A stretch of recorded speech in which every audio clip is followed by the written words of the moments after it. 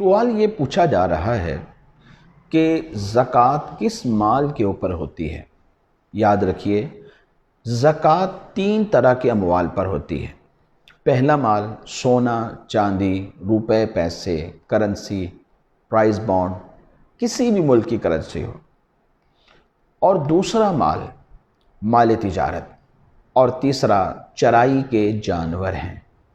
ان پر بھی ایک حساب ہوتا ہے، اس کے مطابق پھر زکوٰۃ لاگو ہوتی ہے۔ یہ 3 طرح کے اموال ہیں جن پر زکوٰۃ لازم ہوتی ہے۔ کتنا مال ہو تو زکوٰۃ ہوگی؟ جس کے پاس 7.5 تولے سونا ہے اس پر زکوٰۃ ہے، یا پھر 52.5 تولے چاندی ہے اس پر بھی زکوٰۃ ہے، یا پھر 52.5 تولے چاندی کی مالیت کا مال تجارت ہے تو اس پر بھی زکوٰۃ لازم ہوگی، دیگر اپنی شرائط کے پائے جانے پر۔ اور اگر کسی کے پاس 7.5 تولے سونا نہ ہو، یعنی کم ہو، یا 52.5 تولے چاندی ہو لیکن کم ہو، تو ایسی صورت میں زکوٰۃ کا کیا حساب ہوتا ہے؟ آئیے اس کے بارے میں بھی سماعت کر لیجئے۔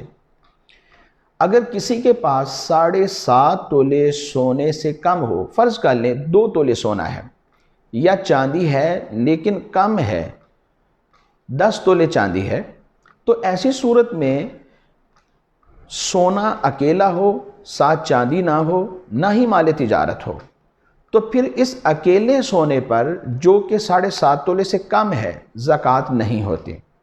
چاندی ہے لیکن 52.5 تولے چاندی سے کم ہے تو اس پر بھی زکوٰۃ نہیں ہوتی۔ مال تجارت ہے لیکن 52.5 تولے چاندی کی مالیت سے کم ہے تو اس پر بھی زکوٰۃ نہیں ہوتی۔